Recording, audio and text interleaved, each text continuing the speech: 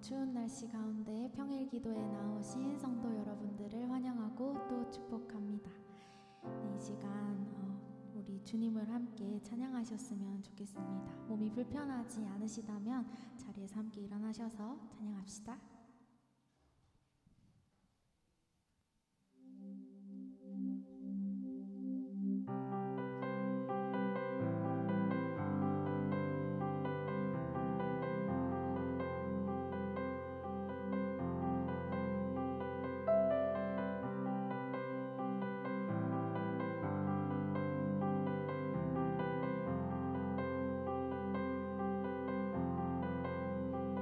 복의 근원 강림하사 찬송하게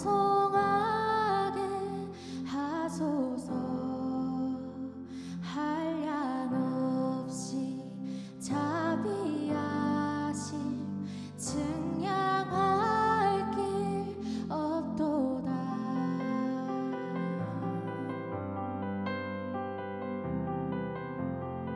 다시 한번 찬양하시겠습니다.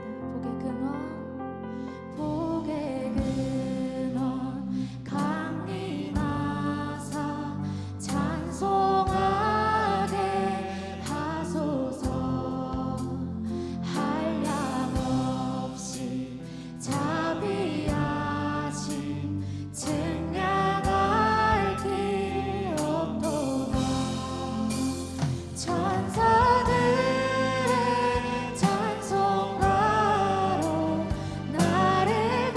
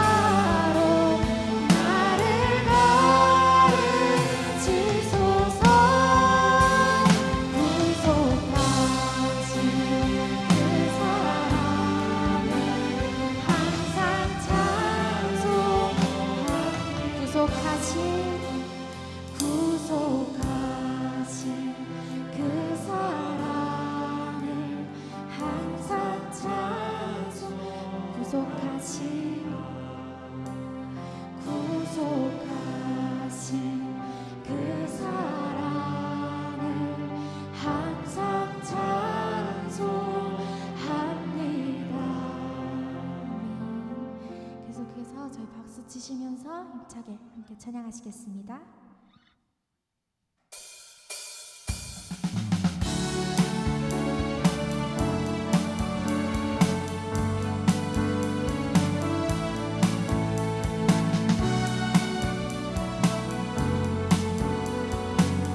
행군 나팔 소리에 행군 나팔 소리에 주의 보령 났으니 십자가의 군기를 높이 들고 나가세 선한 싸움 다 싸우고 의의 멸류관 받았으리라 선한 싸움 다 싸우고 의의 멸류관 예루살렘 성에서 아멘.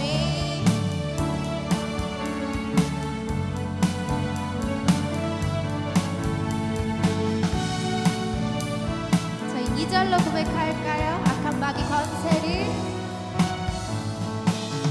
악한 마귀 권세를 모두 깨쳐버리고 승리하신 주님과 승전가를 부르세 선한 싸움 다 싸우고 의의 멸류관 받았으리라 선한 싸움 다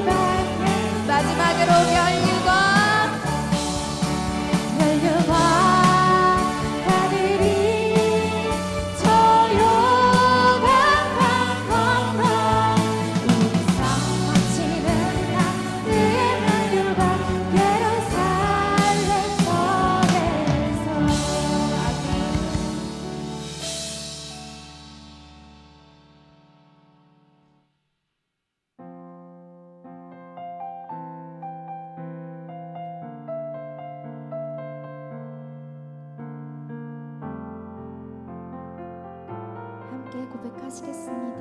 오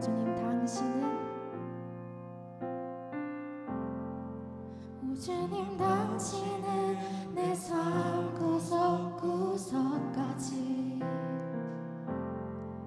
감찰하시며 나를 응원하시는 분, 내 길을 밝혀서 영원한 생명의 길로 인도하시며 나를 격려. 다시 한번 오 주님 당신은 내 삶 구석구석까지 감찰하시며 나를 응원하시는 분, 내 길을 밝혀서 영원한 생명의 길로 인도하시며 나를 격려하시는 분, 크고 작은 갈등을 겪곤 하지만 항상 결국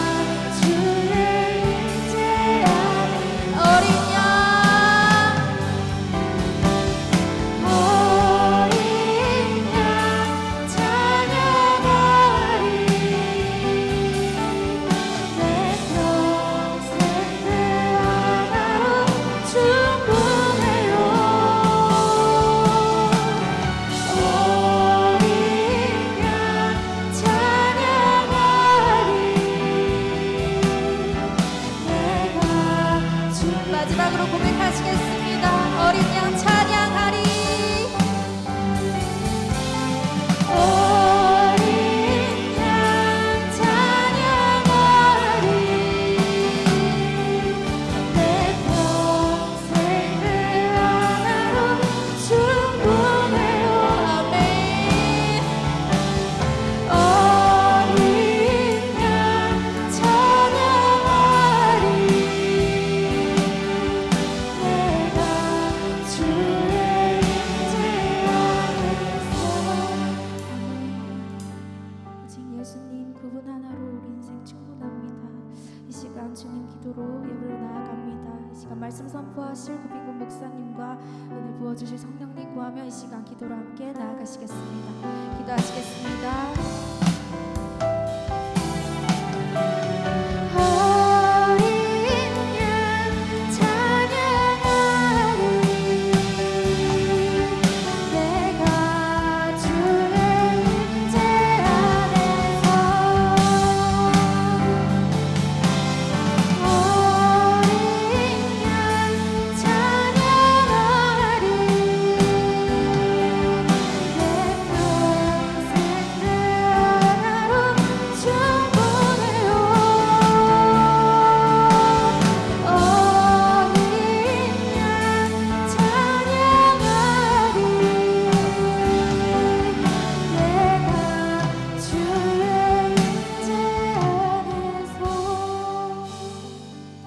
하나님 아버지 감사합니다. 우리를 사랑해 주시고 또 말씀 앞으로 나올 수 있는 복을 주셔서 감사합니다. 이 시간 찬양하며 주님 앞에 나아갑니다. 주님 저희 찬양을 받으시고 저희 가운데 임하셔서 저희를 다스리시며 저에게 말씀해 주시고 우리가 하나님의 말씀을 들을 때 우리에게 들을 수 있는 귀를 주셔서 하나님의 말씀이 잘 들리게 해주시고 그 말씀을 듣는 대로 우리의 삶이 이 진리의 말씀 안에 세워지게 해주시고 이 진리의 말씀이 우리에게 깨달아지고 또 그 말씀의 알아가는 깊이가 되어가게 해주시고 그렇게 해서 그 말씀이 약속한 열매들이 우리 삶에 맺혀갈 수 있도록 복을 내려 주옵소서. 네. 예수님 이름으로 기도드립니다.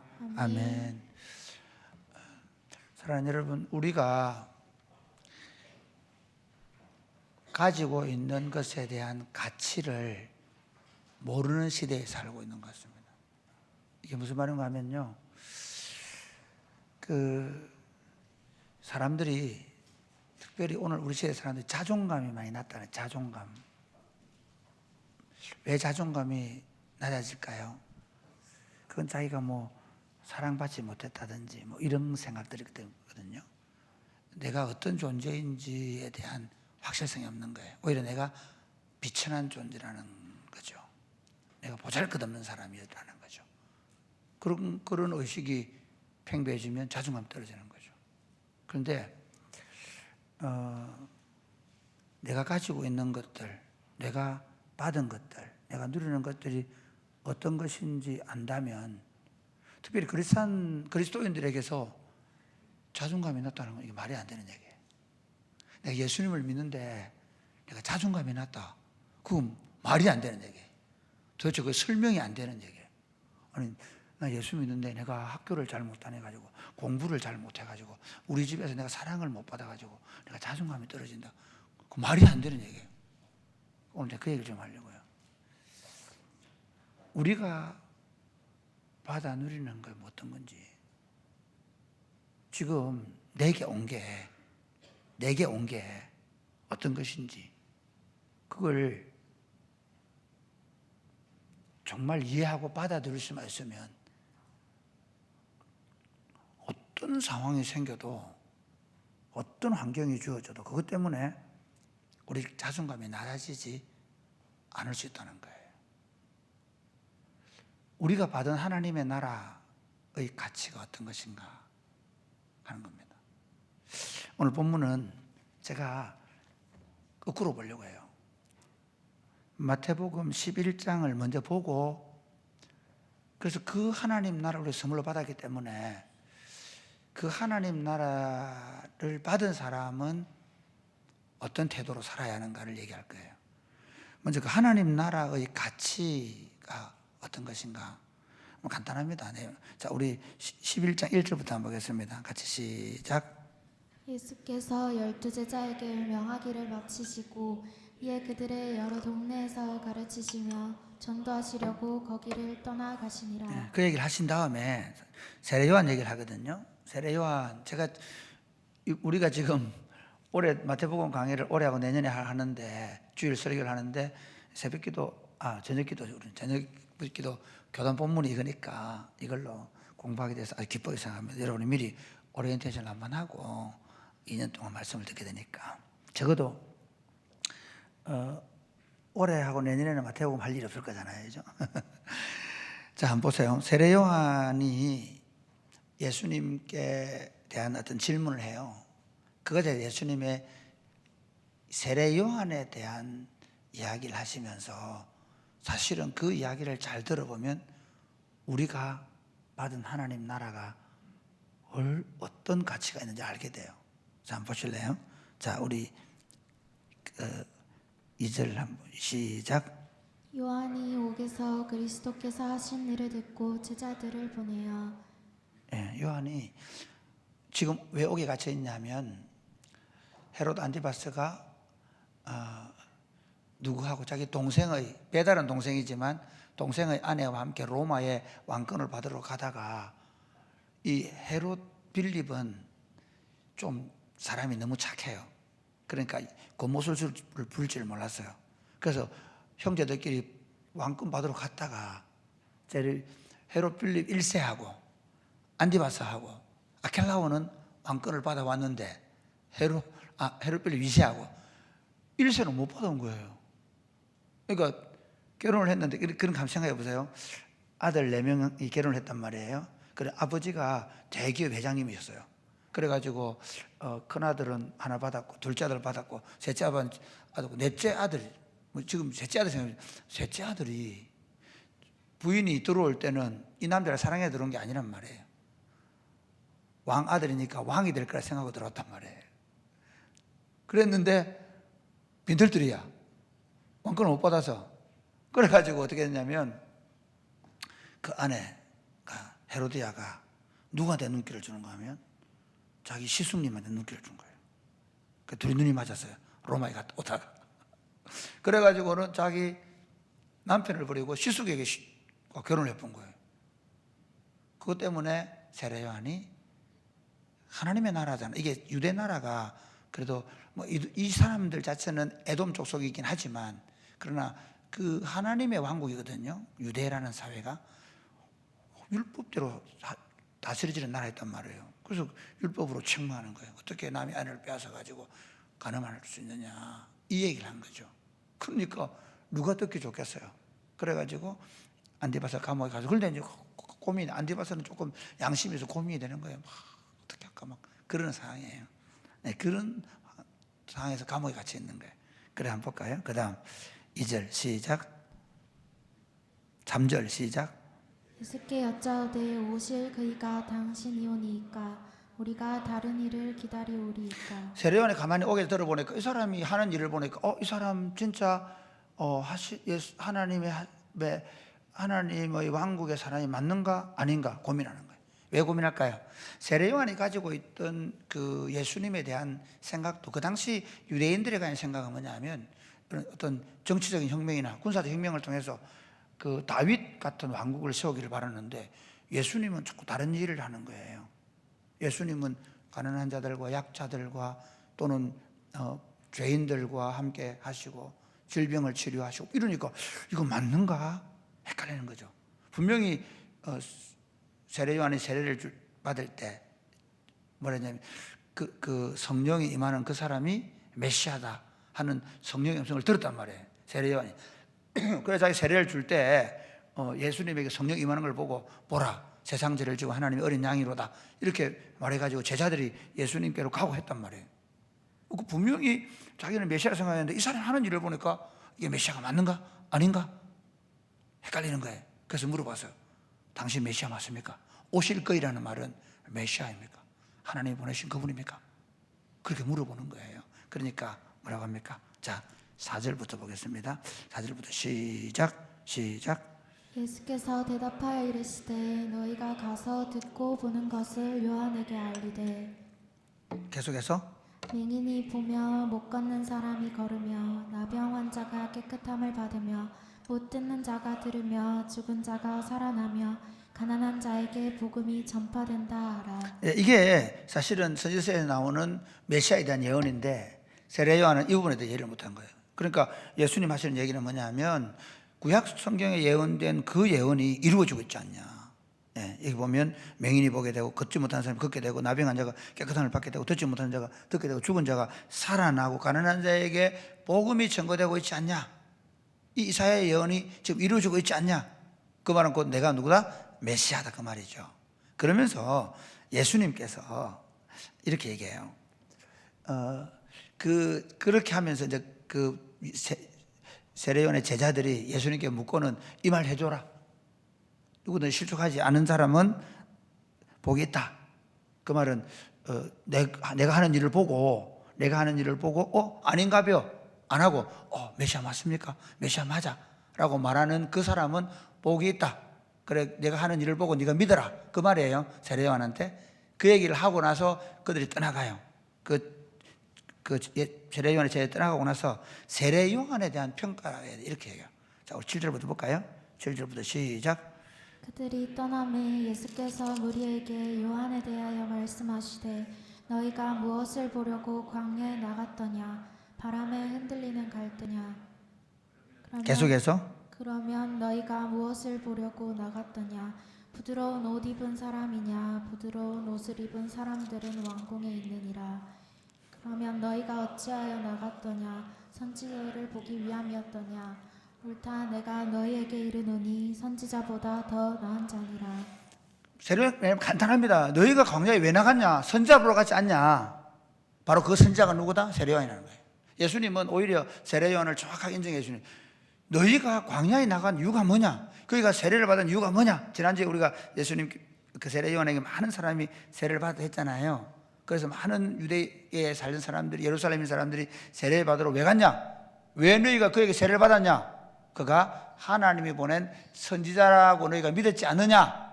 그 말 하시는 거예요. 그렇죠? 세례요한은 예수님께서도 그가 바로 하나님이 보내신 선지자가 맞다라고 해요. 그러면서 그 다음 볼까요? 내가 너희에게 이르노니 선지자보다 더 나은 자다. 그러니까 선지자 중에서 탁월한 사람이다. 그러면서 뭐라고 하느냐면요 10절 말씀 시작. 기록된 바 보라 내가 내 사자를 내 앞에 보내노니 그가 내 길을 내 앞에 준비하리라 하신 것이 이 사람에 대한 말씀이니라. 예, 내가 내 앞에 선지자를 내 길을 예비할 사람을 보낸다는 이사야의 말씀을 얘기하면서 메시아 앞에 와서 메시아의 길을 예비하는 사람, 그 성경에 예언된 사람이 누구다? 세례요한이라는 거죠. 그러면서 그 메시아의 길을 예비한 세례요한에 대해서 예수님은 뭐라고 평가하시는가? 자, 11절 시작. 내가 진실로 너희에게 말하노니 여자가 낳은 자 중에 세례 요한보다 큰 이가 일어남이 없도다. 그러나 천국에서는 극히 작은 자라도 그보다 크니라. 내가 진실로 너희에게 이르노니 여자가 낳은 자, 지금까지 여자가 낳은 사람 중에서 누가 크다? 제일 크다? 세례요한이다. 그럼 엘리야보다 모세보다 누가 크다? 세례요한이 크다. 여자가 지금까지 이 하나님의 왕국에서 여자들이 낳은 지금까지 태어난 모든 사람들보다 누가 크다? 세례요한이 크다. 왜 그랬을까요? 세례요한이 뭐 출애굽을 해서 했습니까? 아니면 뭐 엘리야처럼 막 불이 하늘에 떨어지게 했습니까? 아니잖아요. 하나님 나라에 대한 가치를 잘 보셔야 돼요. 우리가 생각할 때 막 엄청난 일을 하고 대단한 일을 하고 그래서 세례요한 대단하다 그게 아니라 여기서 왜 세례요한은 여자가 낳은 자 중에 가장 큰 자냐? 제가 이게 하나님 나라의 가치에 대한 얘기를 하는 거예요.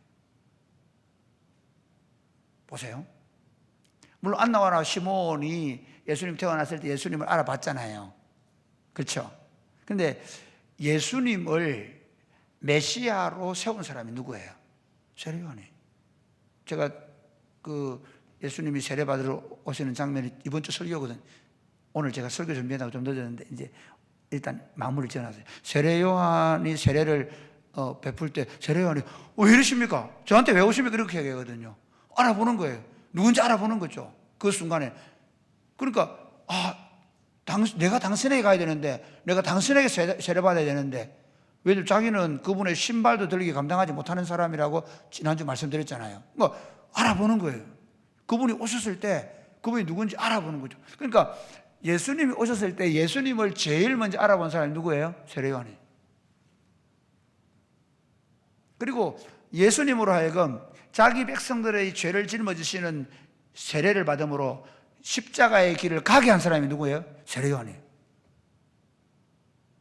그러니까 예수님의 십자가의 길은 세례 요한으로부터 세례를 받으면서 우리와 동일시되는, 우리와 연합하신 그 사역을 통해서 시작한 거거든요. 그러니까 예수님의 사역, 공적인 사역을 시작해 한 사람이 누구냐? 세례 요한이란 말이에요. 그러니 한번 생각해 보세요. 우리 표현으로 이런 거예요. 우리가 옛날에 그런 분들 계시거든요. 옛날에 내가 김영삼 대통령하고 악수했습니다. 우리 장로님 중에 그런 분 계세요. 연세 많은, 여러분 누구라고 말씀 안 드리겠는데, 옛날에 혹시 이런 분 계시죠? 내가 박정희 대통령 그때 봤다 뭐 이러면서 막, 혹시 박정희 대통령 사진 찍은 거 없을 거예요. 있다 그러면 우리 어른들 그런 그러나서 액자에 그러고 박정희 대통령하고 사진 찍은 거예요. 그렇겠죠, 그죠? 안 그렇겠어요? 그런데 만약에 그 정도가 아니라 박정희 대통령을 내가 대통령 시켰다. 내가 세상에 내가 박정희 대통령, 박정희 아니, 내가 누구 얘기했고, 대통령을 말할 사람이 별로 없어. 아이 참 내가 답답하다 진짜. 여기 워낙 좌우로 갈라져 있어가지고.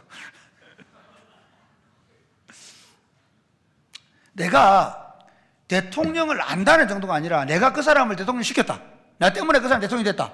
그러면 그 사람이 가지고 있는 자부심은 얼마나 크겠어요? 그런데 이런 거죠. 하나님의 아들이 나에게 세례를 받음으로 하나님의 의가 실현되기 시작했다. 그 사람이 누구냐? 세례 요한이다. 세례 요한은 이 땅에 하나님의 나라가 메시아를 통해 시작하는 그 시발점이 되고, 그 메시아를 보고, 그리고 그 메시아에게 공적인 사역을 출발시킨 사람이기 때문에 지금까지 뭐 모세든 엘리야든 누구든 세례 요한하고는 비교가 안 된다. 왜? 모세는요, 저기 나중에 나와 같은 선지자가 하나 일어날 거다. 알겠지? 멀리 보고, 엘리야도 마찬가지. 다 멀리서 보면서 와, 그분이 오셔야 되는데 나는 아무것도 아니다. 다 그랬는데 진짜 그분을 만지고 그분에게 세례 주고 그분을 공적인 자리에 세운 사람이 누구냐? 세례 요한이라는 거죠. 그러니까 하나님 나라라는 가치는요, 이게 굉장한 겁니다. 그러니까 하나님 나라가 예수님으로 통해 시작된 이 하나님 나라 운동, 그러니까 구약의 하나님 나라 운동하고 예수님이 오셔서 시작한 하나님 나라 운동의 가치는 하늘과 땅 차이인 거예요. 예수님이 직접 하늘과 땅의 모든 권세를 가지시고 지금 우리를 통해서 하나님의 왕국을 세워가는 이 운동은 옛날에 모세가 뭐 불뱀을 들고 만나를 먹이고 그거는 비교가 안 된다는 거죠. 그때는 메시아를 볼 수가 없었고 메시아의 왕국이 어떻게 이렇게 펼칠 걸 생각도 못 했단 말이에요. 이해가 되십니까? 예를 들면 이런 거죠. 고려시대에 살았던 사람들, 고려시대에 살았던 사람들이 우리가 차를 타고 다니는 걸 알까요? 고려시대에 살았던 사람들끼리 이상한 걸 들고 다니면서 요즘에 그런 영화 있대. 조선시대로 왔다 갔다 하는 사람 있잖아. 왔다 갔다. 스마트폰 들고 가가지고 예를 들어서 있잖아요. 세종대왕 때 스마트폰도 다 가지고 하나님의 말씀이 이러면서 막 치고 이러면 어떻게 되겠어요? 지금 뭐야? 지금 뭐야? 막 때려서는 난리 나겠죠. 그런데 우리는 그걸 가지고 있단 말이에요. 아무것도 아닌 것처럼 버리기도 하고 꼬물이라고 또 버리고 다시 새 거 사달라고 울고. 여러분 진짜 내가 안타깝다 진짜. 아니 내가 대학 다닐 때만 해도 있잖아. 어떻게 컴퓨터에 화면이 나오냐. 글자밖에 안 해. MS-DOS 점점점 치면 있잖아. 그러면 MS-DOS가 글자가 싹 나와. 윈도우가 나왔을 때는 새로운 세상이 열다니까. 지금 설명을 못 하겠다. 그러니까 윈도우를 본 사람들은, 윈도우를 누리고 있는 사람들은 여러분들 인생을 진짜 와, 이제 그러니까 그런 거란 말이에요. 그걸 다 가지고 있으면서, 아니 스마트폰을 들고 있는 것들이 1970년대에 있잖아. 우리 할아버지가 소를 팔고 오시더니 텔레비전 하나 사온 거야. 그리고 사각 다리 놓여 있는 거, 거기 텔레비전이 흑백이어서. 그런데 야, 그때는 좋았겠다. KBS, MBC, TBC 세 개 나올 때 SBS도 없었다. YTN도 없었다. 그때를 부르는 사람 있냐? 없잖아. 여러분 진짜 내가 하나님 나라 다 놔두고 여러분 이 시대에 태어난 것만 해도 자부심을 가져도 돼.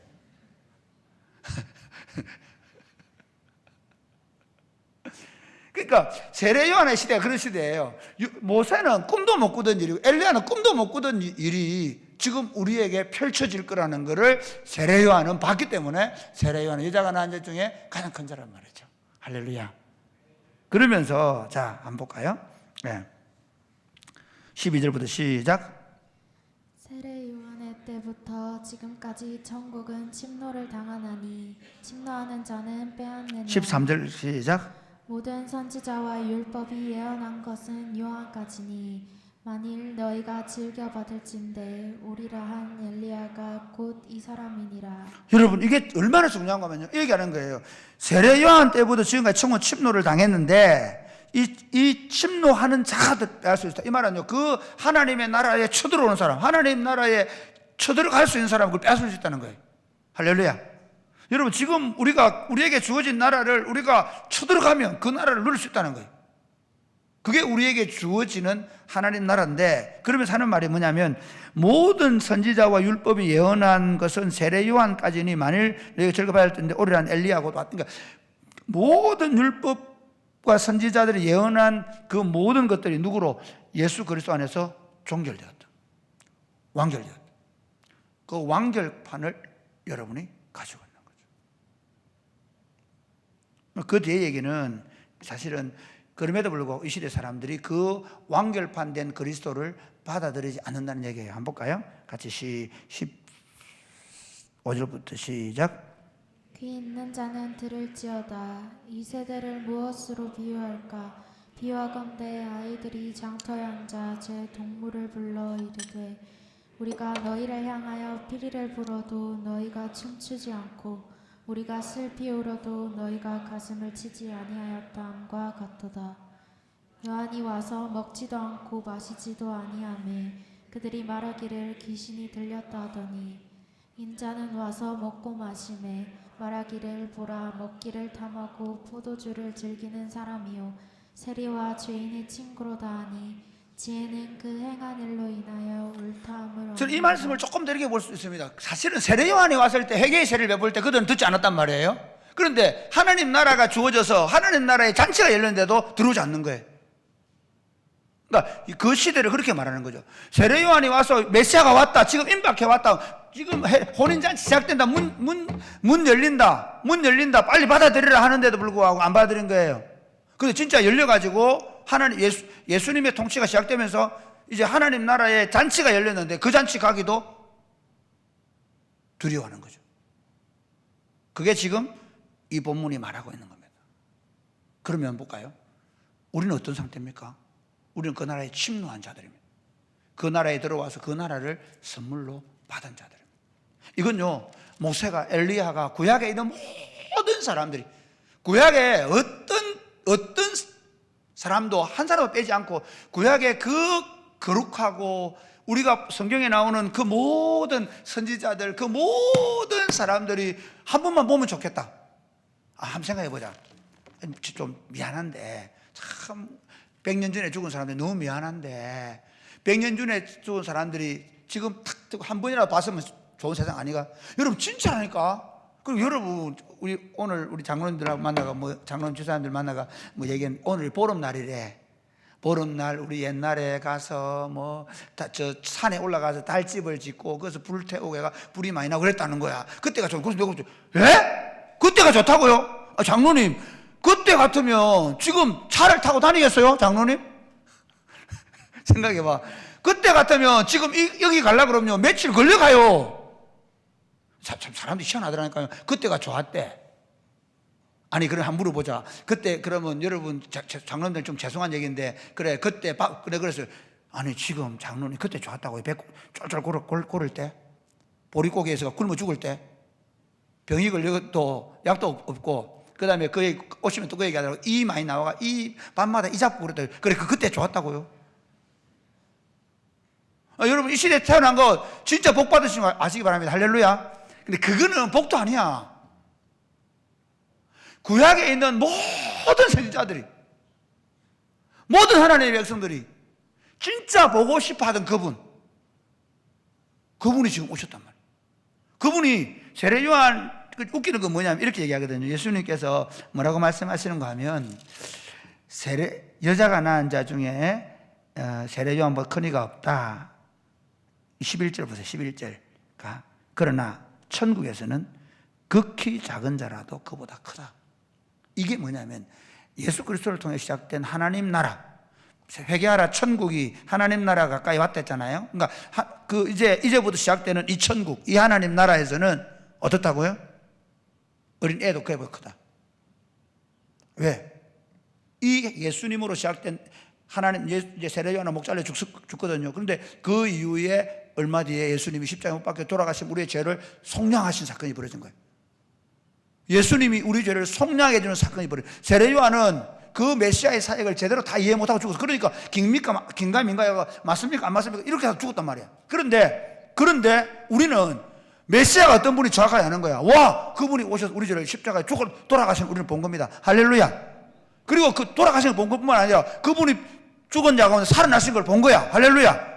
그리고 그분이 하늘과 땅에 모든 권세를 가지시고 성령을 보내셔서 지금 당신의 교육, 아니 이거는 모세 때는 생각도 못했다니까. 모세 때는 어떻게 대한민국에 이 시골 구석에 교회당에서 오늘 수요일에 예배드릴 건 누가 생각을 했겠노? 그걸 누가 보는?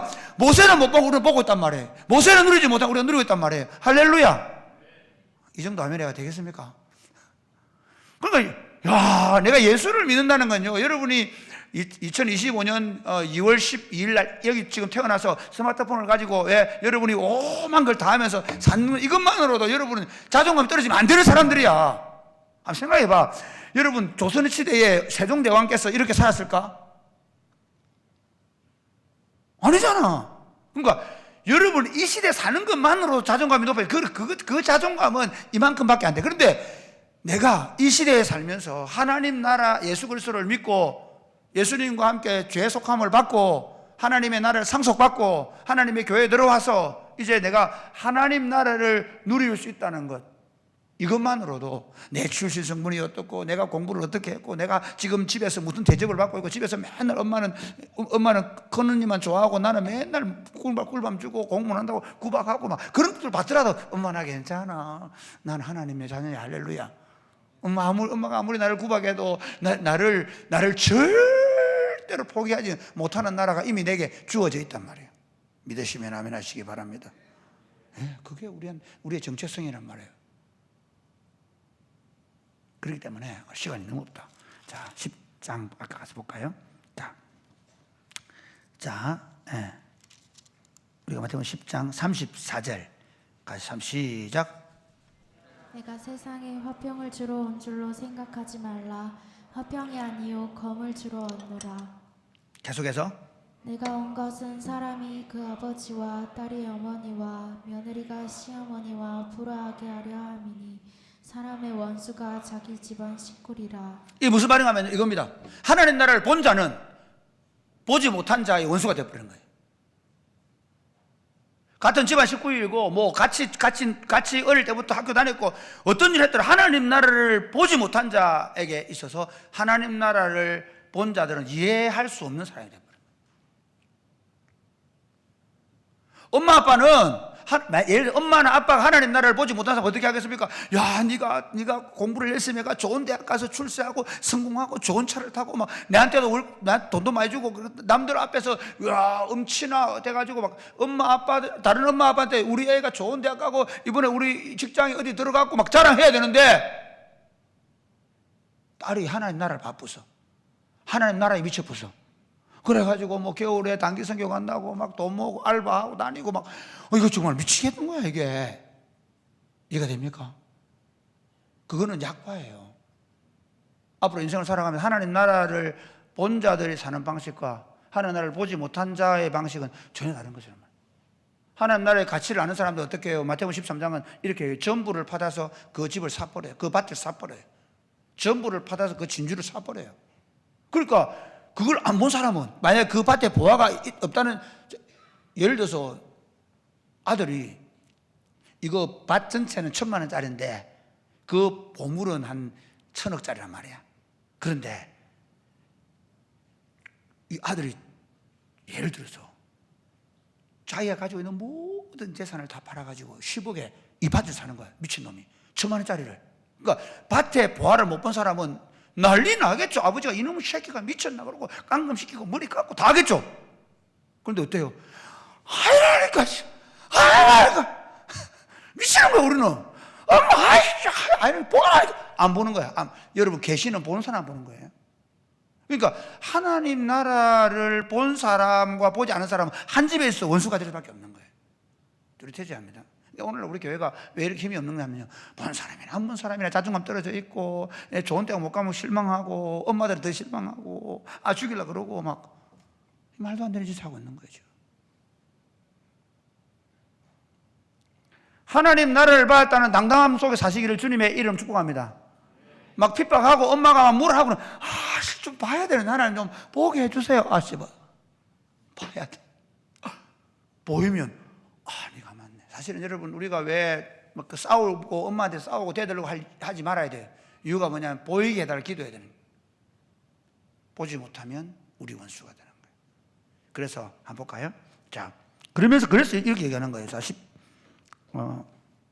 우리 37절부터 시작.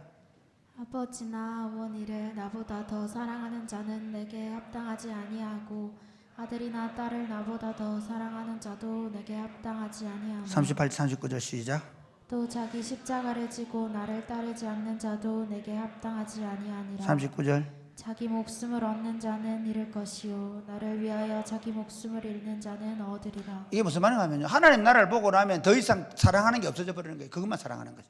하나님 나라를 본 사람은 다 잃어버려도 그거 붙잡는 거예요. 할렐루야. 너무 쉽잖아요. 성경이 진짜 쉬운 거예요. 그러니까 하나님 나라를 봐버리고 나면 누가 무슨 얘기를 해도 그거 사랑하고 그분 사랑하고 거기에 목숨 거는 거예요. 왜? 거기 다 있으니까. 거기 아버지도 있고 어머니도 있고 거기에 전부가 있기 때문에. 그러면서 40절 40 똑같은 말씀이에요. 같이 볼까요? 시작. 너희를 영접하는 자는 나를 영접하는 것이요 나를 영접하는 자는 나를 보내신 이를 영접하는 것이니라. 선지자의 이름으로 선지자를 영접하는 자는 선지자의 상을 받을 것이요 의인의 이름으로 의인을 영접하는 자는 의인의 상을 받을 것이요 또 누구든지 제자의 이름으로 이 작은 자 중 하나에게 냉수 한 그릇이라도 주는 자는 내가 진실로 너희에게 이르노니 그 사람이 결단코 상을 잃지 아니하리라. 이거 사실 예수님께서 제자들을 파송하시는 거거든요. 이제 전도자로 파송하면서 너 그 자존감 가져라. 너가 영접하는 사람은 내 영접하는 거다. 너희를 영접하는 그 사람 물 한 그릇 주면 상 잃지 않는다. 할렐루야.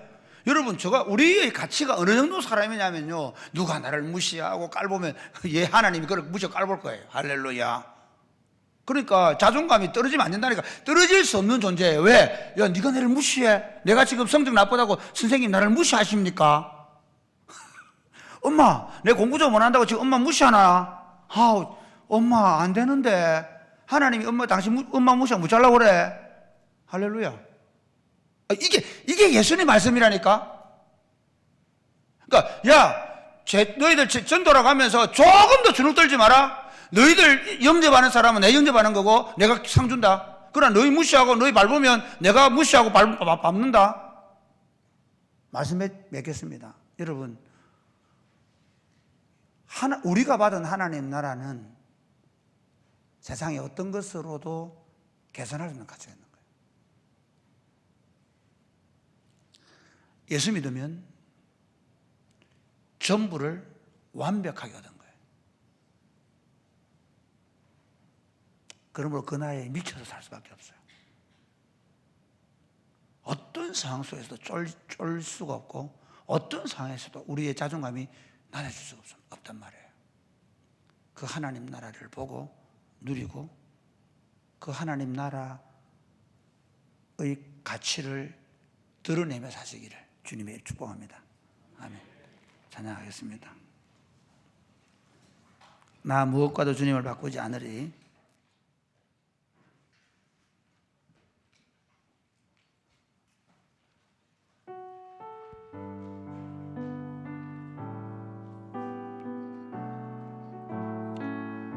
다 같이 일어나 찬양하겠습니다. 나 무엇과도 주님을 바꾸지 않으리. 또 주님을 바꾸지 않으리. 다른 어떤 은혜 구하지 않으리. 오직 주님만이 내 삶에 도움이시니 주의 얼굴 보기 원합니다. 주님 사랑해요. 주님 사랑해요.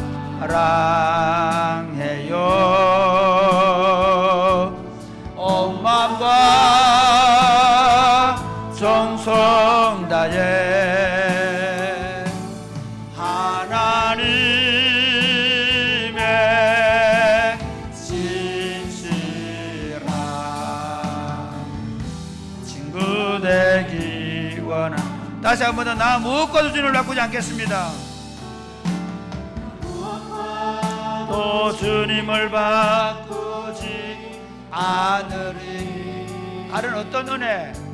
다른 어떤 은혜 구하지 않으리. 오직 주님만이 내 삶에 도움이시니 주의 얼굴 보기 원합니다. 주님 사랑해요. 주님 사랑해요.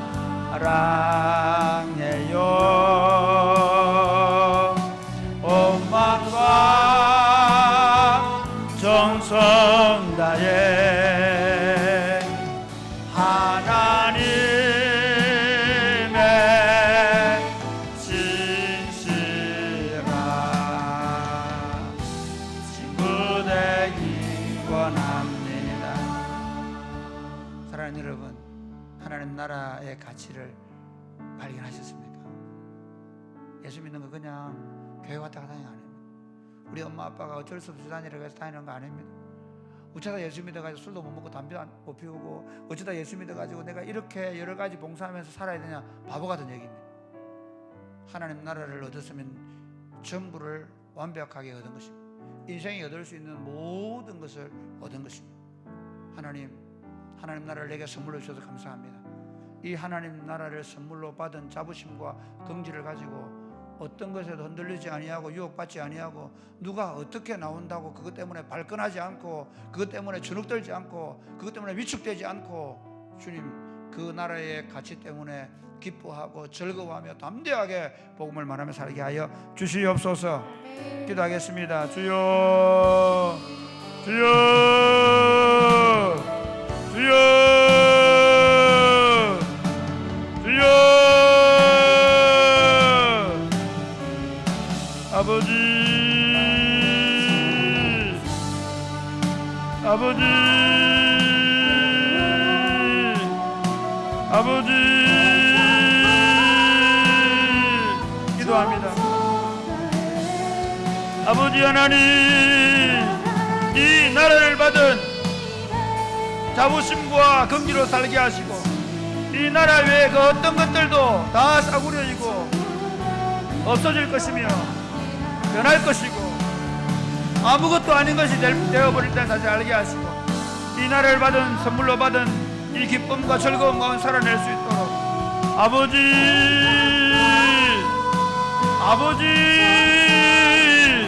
이 나라가 더 크게 더 아름답게 더 영광스럽게 더 빛나게 보일 수 있도록 우리 영안을 열리게 하여 주옵소서. 아버지 우리에게 하나님의 나라를 선물로 주심을 감사합니다. 날마다 우리의 영의 눈을 닫고 이 하나님의 찬란한 나라를 바라보면서 그 어떤 것에도 흔들리지 아니하고 위축되지 아니하며 이 하나님의 나라를 세상에 드러내며 살게 하여 주옵소서. 예수님 이름으로 기도드립니다. 아멘. 다 표현 못해도 나 표현하리라.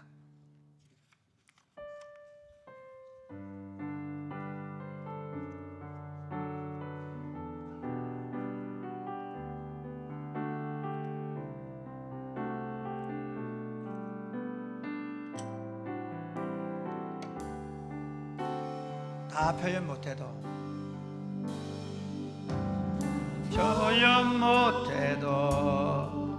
나 표현하리라.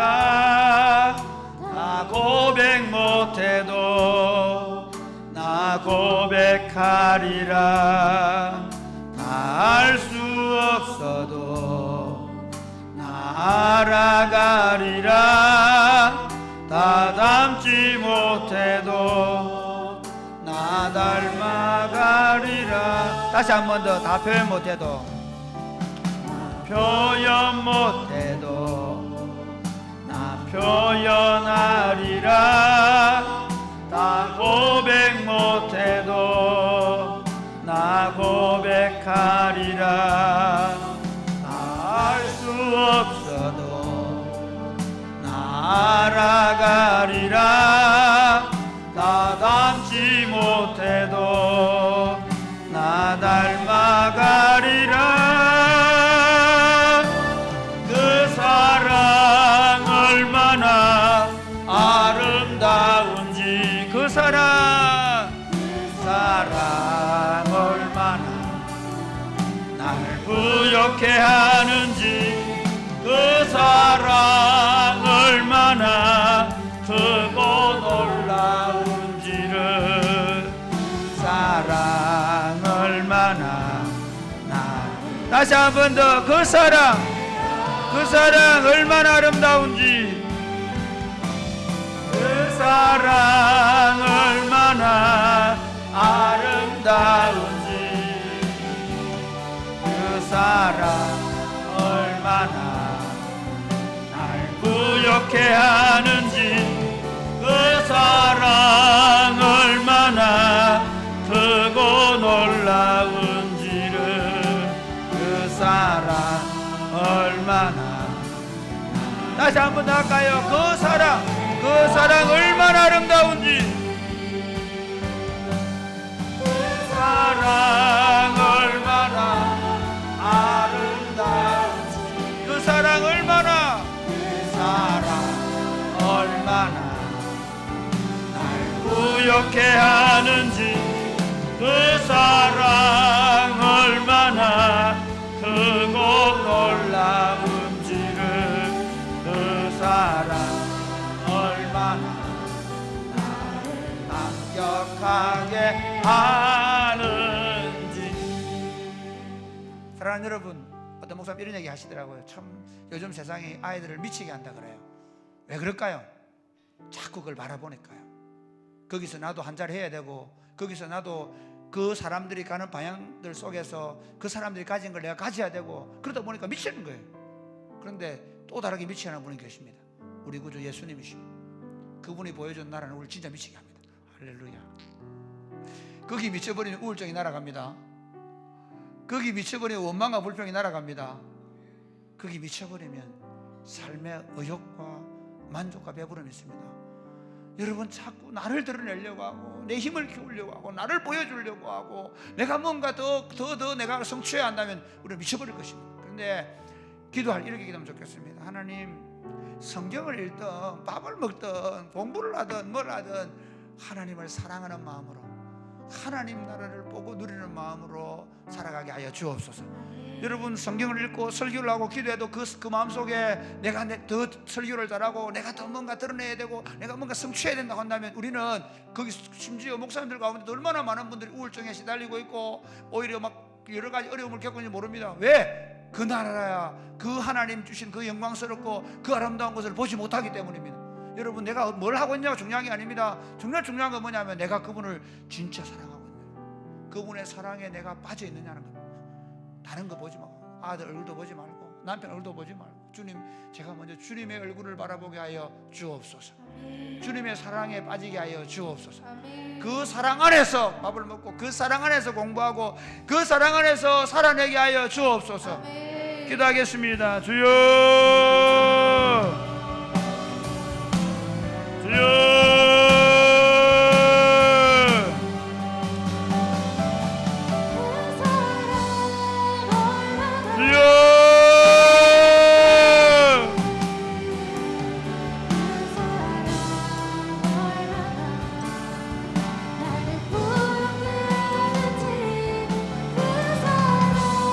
아버지,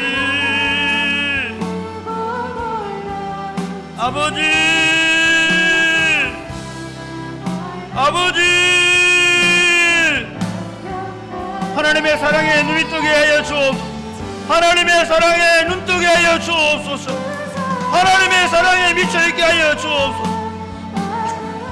우리를 미치게 하는 예수 그리스도 안에 우리가 빠져있게 하여 주옵소서. 그 사랑에 매이게 하여 주옵소서. 그 사랑에 우리가 붙잡히게 하여 주옵소서. 무엇을 보든지 무엇을 마시든지 무엇을 입든지 그 사랑 안에 살게 하여 주옵소서. 주의 사랑이 압도당하게 하여 주옵소서. 우리를 사랑하셔서 이 땅에 오셔서 우리 위해 십자가 지신 우리 구주 예수 그리스도를 찬송합니다. 십자가 안에서 그리스도를 통해 나타난 하나님의 사랑을 발견하게 하여 주옵소서. 그 십자가를 통해 나타난 그 하나님의 사랑의 눈이 열려서 우리가 성경을 보고 예배를 드리고 우리가 밥을 먹고 우리가 공부를 하고 우리가 잠을 자고 심지어 때로 우리 마음에 들지 않은 일을 당하고 마음에 들지 않는 사람들을 만나고 여러 가지 인생의 어려운 일들을 만날 때마다 하나님, 내가 하나님의 사랑 안에 있다는 사실을 발견하게 하여 주옵소서. 그 사랑 안에서 모든 것을 보고 이해하고 해석하고 그 사랑으로 살아내게 하여 주옵소서. 인생을 살아가면 갈수록 우리에게 경험이 늘어나고 관록이 늘어나고 우리가 뭔가 해내는 일에 성취가 늘어나는 것이 아니라 인생을 살아가면 살아갈수록 우리를 사랑하시는 그 하나님의 사랑의 넓이와 깊이와 높이를 알아갈 수 있도록 아버지, 그 사랑의 물결이 날마다 우리의 영혼을 적셔 주시고 우리를 덮어 주시고 그 사랑으로 이끌어 주시옵소서. 아멘. 예수님 이름으로 기도드립니다. 아멘. 주님 앞에 간구했었던 한 가지,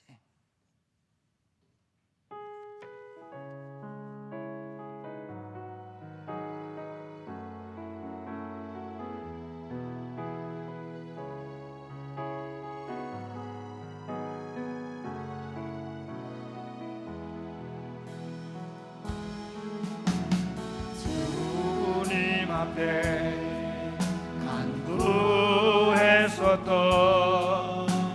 한 가지 그것을 구하리니 내 인생 주전에 거하게 하소서. 주의 아름다움 아름다움을 바라보면서 내가 주님 전에서 주 찬양하리라. 주의 아름다움을 바라보면서 내가 주님 전에서 주 찬양. 다시 한 번 더 주님 앞에 간구했었던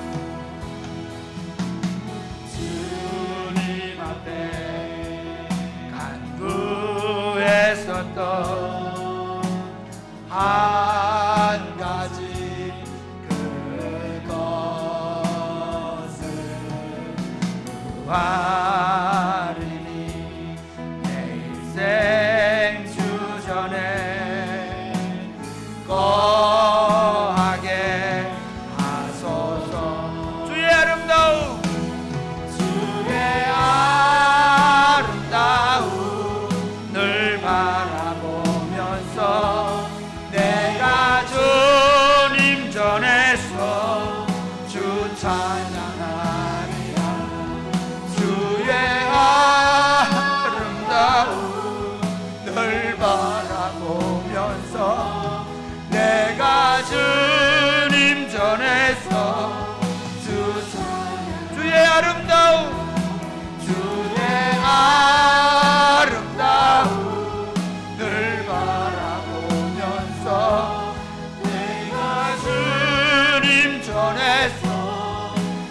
찬 주의 아름다움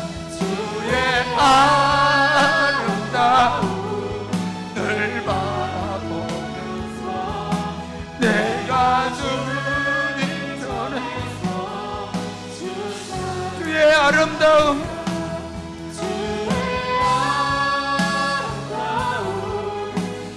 바라보면서 내가 주님 전에 주 찬양하리라 주의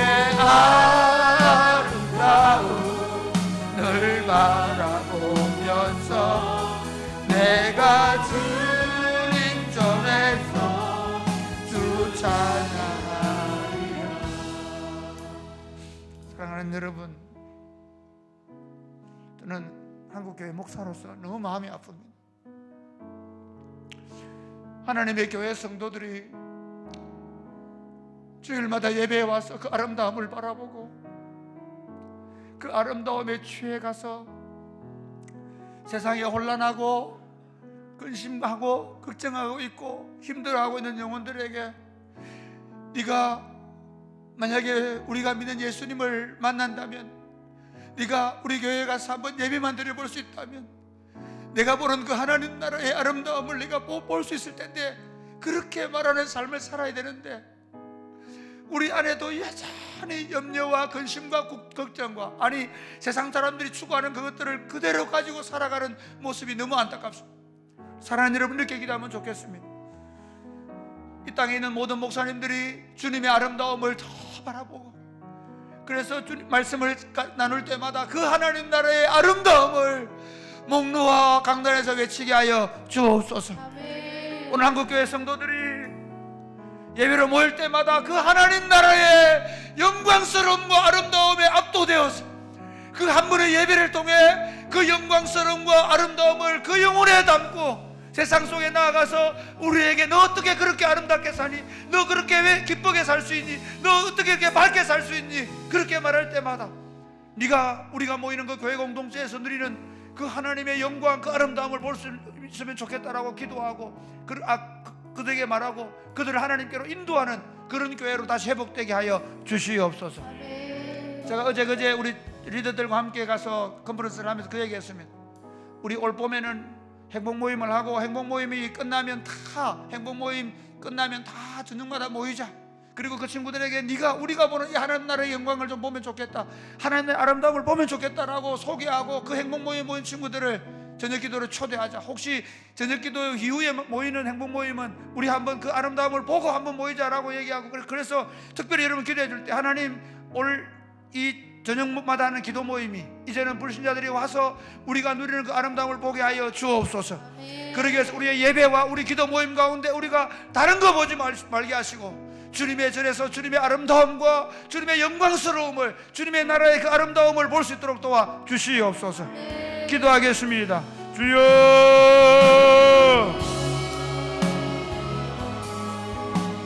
주여,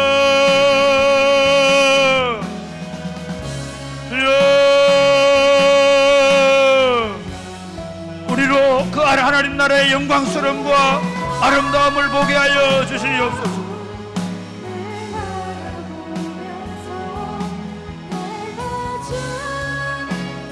그 영광에 취하여 살게 하여 주옵소서.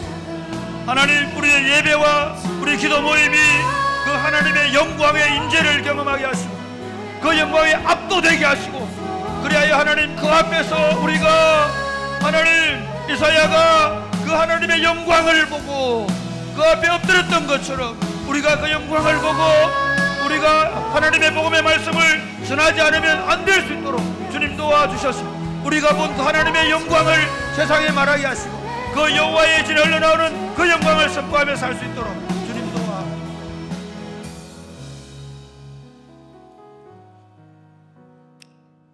우리로 하여금 우리 눈을 여시고 거듭나게 하셔서 하나님 나라를 보게 하신 것을 감사합니다. 하나님 나라에 들어가서 그 나라를 이모저모 보고 누리며 경험하게 하심을 감사합니다.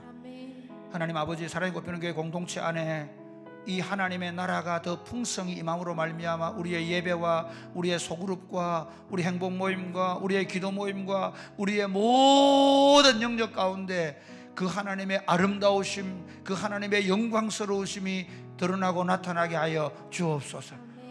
하나님, 우리 사랑의 꽃피는 교회 모든 성도들이 그 아름다움을 한 사람도 보지 못하는 영혼이 없게 해주시고 그 하나님 나라의 영광스러운 생명의 빛을 받고 보고 경험하고 저들 안에 눌려있는 모든 것들이 상처가 아픔이 우울이 떠나가게 하시고 우리 영혼이 맑아지게 하시고 새로워지게 하여 주시옵소서.